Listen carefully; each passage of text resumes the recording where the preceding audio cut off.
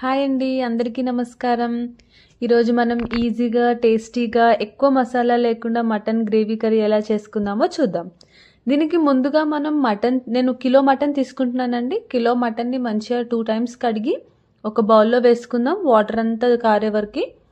దీనికి కావాల్సిన పదార్థాలు షాజీరా, లవంగం, ఇలాచి, టమాటో అండ్ కొబ్బరి పొడి, 2 మిరపకాయలు. ప్రిపరేషన్ చూద్దాము. ఇప్పుడు ముందుగా ఒక బౌల్ తీసుకొని అందులో ఒక 4 to 5 టేబుల్ స్పూన్ ఆయిల్ వేసుకుందామండి. అది కొంచెం వేడి అయిన తర్వాత ఇందులో మనం ముందుగా తీసి పెట్టుకున్న గరం మసాలా వేసుకుందాం. ఇది కొంచెం ఫ్రై అయిన తర్వాత మనం ఒక 2 పచ్చిమిర్చిని కట్ చేసి అందులో వేసుకుందాం.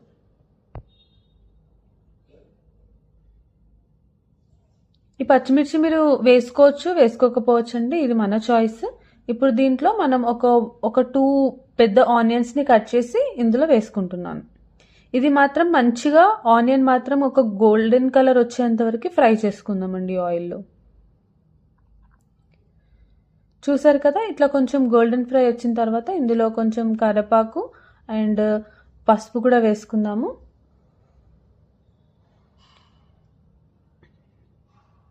ఇది కొంచెం మళ్ళీ కలుపుకుందామండి. కలుపుకున్న తర్వాత అల్లం వెల్లుల్లి పేస్ట్ వేసుకుందాం. నేనైతే ఇక్కడ 2 టేబుల్ స్పూన్ అల్లం వెల్లుల్లి పేస్ట్ వేసాను.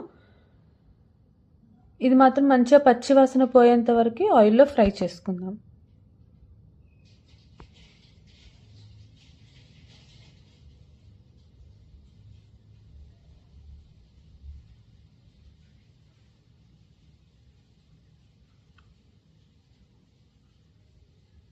ఇప్పుడు పచ్చివాసన పోయేంతవరకు ఫ్రై చేసుకున్నాం కదండి. ఇప్పుడు ముందుగా కడిగి పెట్టుకున్న మటన్ని తీసుకొని అందులో కొన్ని ఇట్లా ఫ్రీగా వదిలేసుకుంటూ ఆయిల్లో వేద్దాం.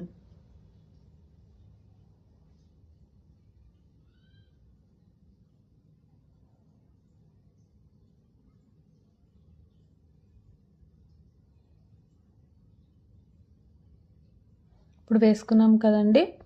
ఇప్పుడు మెల్లిగా గరిటెతో కాకుండా మనం బౌల్ని ఒక బట్టతో పట్టుకొని ఇలా కింది మీదికి ఇలా అనాలండి. అలా అంటే కొంచెం మంచిగా లోపటి వరకు మిక్స్ అవుతుంది. సో అందుకని ఇలా అంటున్నాను నేను.